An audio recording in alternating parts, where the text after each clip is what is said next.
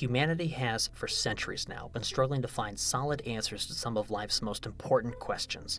Questions like, what is the purpose of life, what happens to us when we die, and what is morally right and wrong? Beyond these more abstract questions, we also struggle to answer much more down-to-earth questions, such as, what should each one of us do in order to have an ideal romantic relationship? Now, many methods have been put forward for answering some of these questions. Interpreting sacred texts, consulting with friends, and private contemplation are all examples of methods which humanity has used to try to derive these, what we might call human truths. Now, as effective as some of these methods might be, they do at times leave something to be desired. One person might question the veracity of a sacred text, another person might wonder if their private contemplations have led to the correct conclusions.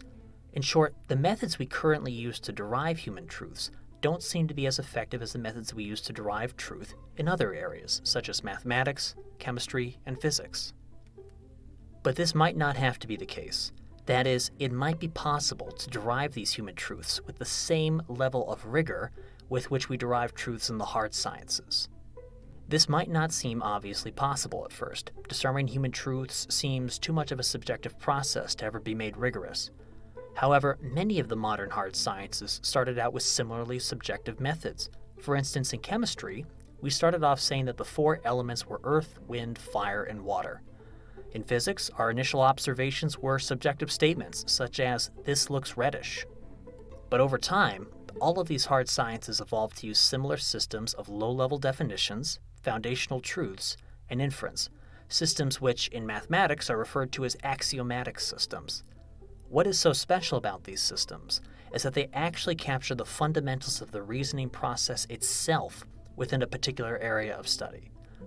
In other words, no matter how you go about deriving truths in these fields, you will find yourself standing upon a system of low-level definitions, foundational truths, and inference. But as we'll soon see, when we derive human truths, we also use, at least implicitly, systems of definitions, foundational truths, and inference. However, while the systems we use to derive human truths are fundamentally no different than the systems we use to derive truths in the hard sciences, the systems which we use to derive human truths often lack the level of rigor which is found in the hard sciences. To illustrate this, we'll take a look now at one of the more easy-to-understand hard sciences, that being Euclidean geometry, and we'll examine both the similarities and differences between how geometric truths are derived and how human truths are derived. Now, if mathematics isn't your expertise, don't worry, this will not be overly technical. In Euclidean geometry, we start off by defining a set of 23 mathematical objects. These objects are described with a great deal of precision so that there can be no question as to what they are and what their properties are. For instance, the humble circle is defined in this way. A circle is a plane figure contained by one line such that all straight lines falling upon it from one point among those lined within the figure equal one another. If that seems precise, it should be noted that other equally precisely defined mathematical objects are referenced in this definition. Now, let's compare this to methods which are in use for deriving human truths. In studying human truths, we also discuss a set of objects or terms, such as love, hate, man, woman, and so on. However, these terms are not anywhere near as well defined as are the objects discussed in Euclidean geometry. And this has severely restricted our ability to understand exactly what these things are and what their properties are. It is a little bit like trying to do chemistry without defining materials in terms of atoms or elements. You can still gain some understanding of the elements you are interested in, however, your understanding will be limited. Returning to Euclidean geometry, after we have given low-level definitions for a set of mathematical objects, we then put forth a set of 10 self-evidently true foundational statements. These are statements which we cannot help but to assume are true, and which we will later use to derive other true statements. These foundational statements include things like the whole is greater than the part, all right angles equal one another, and things which equal the same thing also equal one another. Although this might not be immediately obvious, it turns out that whenever we reason, we use as our starting point a set of foundational statements which we accept as true without proof. For instance, if I were to ask you to prove to yourself that you are listening to this video right now, you would most likely say that this is not something which can be proved, but it is instead something which you accept as true without proof. Indeed, this idea that our reasoning starts with such foundational statements is one of the central tenets of what is known as foundationalism.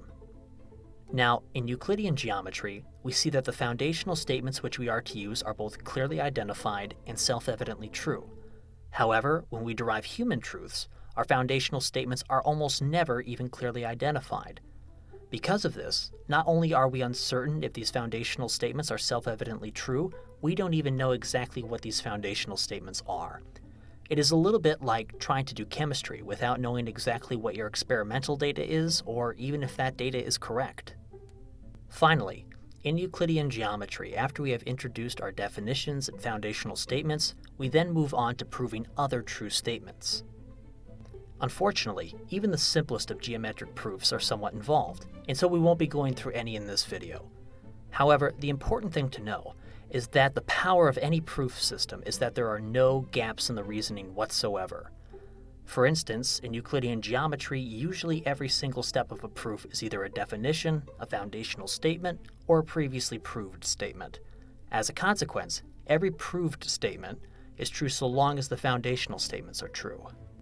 Obviously, answering human questions certainly involves step-by-step reasoning, making a proof system with no gaps in its reasoning a very desirable thing. Some methods for deriving human truths do use tight reasoning. However, it would appear that no such method is as gap-free as the proof system used in Euclidean geometry. If you would still like to see an example of a mathematical proof, there are links in the description below. We can see now that the core principles for deriving geometric truths are mirrored by the core principles for deriving human truths.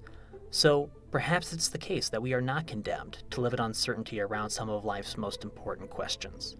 Perhaps the study of human truths can be built into a discipline which is just as rigorous as any one of the hard sciences. Were this achieved, we might then be able to know with certainty and rigor the answers to some of life's most important questions. We might come to know what the purpose of life is, what happens to us when we die, what is morally right and wrong, and what each of us should do to have an ideal romantic relationship. That's a prospect which, if attainable, we should all consider working towards. Thank you for watching.